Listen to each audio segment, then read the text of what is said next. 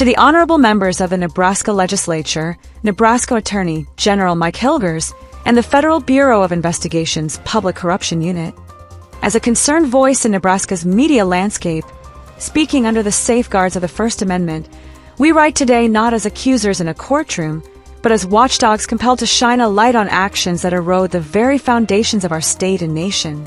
This open inquiry, rooted in our constitutional right to free press and petition, seeks no personal stake, only the pursuit of truth and justice. We pose these questions and requests to you, the stewards of our laws, urging swift and transparent investigations into the conduct of Nebraska Secretary of State Robert Evnen. Our aim is clear: to prompt official scrutiny beyond what citizens or media alone can achieve, absolving no one of duty while invoking the protections that allow us to speak without fear of reprisal. The matters at hand demand your immediate attention, for they touch on misuse of public funds, ethical breaches, and potential threats to our sovereignty, issues that, if left unchecked, undermine the trust Nebraskans place in their government. At the heart of this call lies the non-binding Memorandum of Understanding signed by Secretary Evnen on September 2, 2025, with Kenya's Principal Secretary for Diaspora Affairs. Framed as a pathway for student exchanges, apprenticeships, and lawful labor mobility, this agreement explicitly promotes the importation of Kenyan truck drivers into Nebraska's workforce. Yet, in a state brimming with over 1,000 qualified local haulers, many sidelined by regulatory hurdles, this deal appears less like diplomacy and more like a deliberate sidestep of our own capable citizens. Governor Jim Pillen has already distanced himself from it, calling it outside state policy, while Kenyan officials hail it as a direct route to commercial drivers' licenses in critical sectors. Signed without gubernatorial approval or broader agency input during a taxpayer-funded trade mission, the memorandum raises profound red flags about resource diversion and ulterior motives. Consider the clear misallocation of public funds here. Under Nebraska Revised Statute 84-306, which bars unauthorized spending of state resources, the costs of this venture, travel negotiations, and follow-up efforts have been drawn from budgets meant for Nebraskans' needs, like schools and roads. This isn't abstract.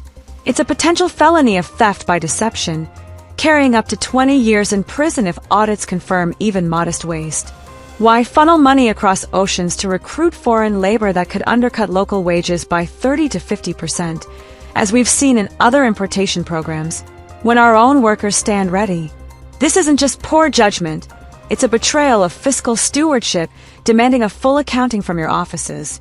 Layered atop, this are conflicts of interest that strain credulity. Secretary Evnen's background as a labor attorney at Woods and Aitken, where he guided corporations on workforce strategies, casts a shadow over the deal. Nebraska's Code of Ethics, outlined in Nebraska Revised Statute 49-1493, requires recusal from anything touching past professional ties. If this memorandum serves as a backdoor favor to agribusiness donors eyeing Kenyan markets, or worse, involves undisclosed gratuities, it veers into federal bribery territory under 18 United States Code 666, with penalties of 10 years imprisonment and fines 3 times the value of any benefit. We've seen no transparency on these links, no recusals filed. Is this the impartial service Nebraskans elected him to provide, or a web of self-interest?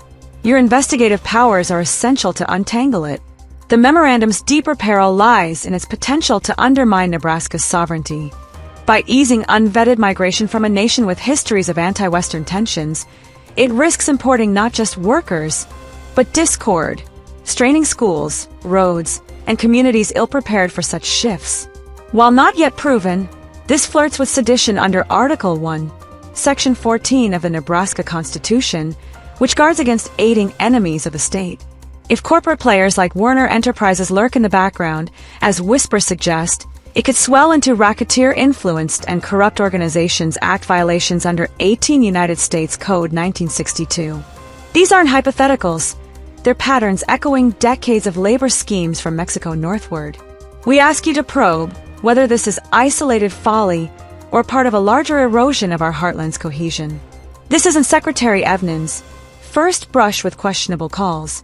During the 2020 to 2022 COVID-19 response, his office backed statewide lockdowns, mask mandates, and vaccination pushes, Protocols now dismantled by evidence from sources like the Cochrane collaboration, showing minimal transmission benefits alongside risks of harm, including fatal myocarditis in younger groups.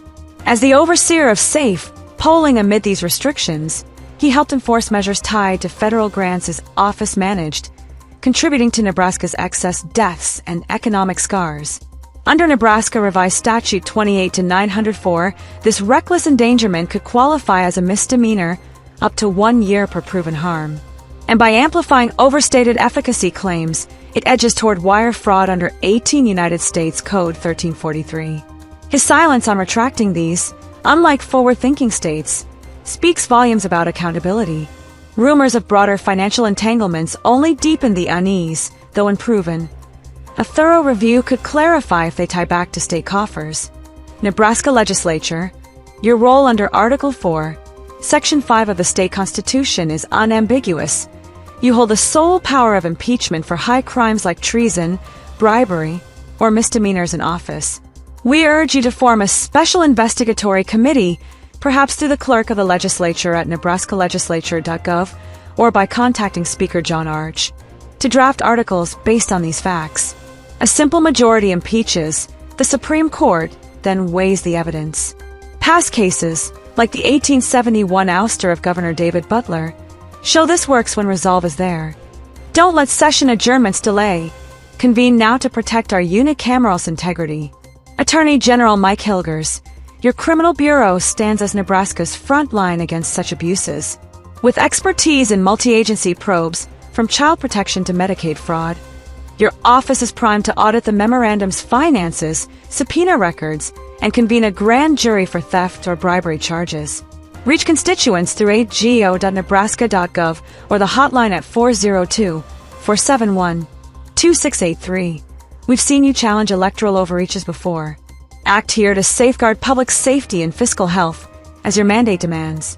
To the Federal Bureau of Investigation's Public Corruption Unit, your mandate under federal law, from the Hobbs Act to procurement safeguards, extends to state officials like these. As the lead on graft at all levels, investigate interstate angles, fraud against federal funds and COVID grants, bribery crossing borders, or corruption at ports that this labor pipeline might enable. Tips flow through tips.fbi.gov or local offices in Omaha and Lincoln. Your track record on procurement scams and official misconduct makes you the right fit for a coordinated federal lens. In closing, this isn't about partisanship or personalities. It's about reclaiming trust in a government that serves all Nebraskans, not shadows. We request formal investigations, full disclosures, and, where evidence warrants, criminal prosecutions or impeachments to restore order. Under our Constitution's protections, we pose this as an inquiry from the press. What steps will you take, and when? The people of Nebraska deserve answers, not evasion. Let's turn scrutiny into safeguard before more is lost. With resolve for a stronger Nebraska, a voice for accountability in the heartland.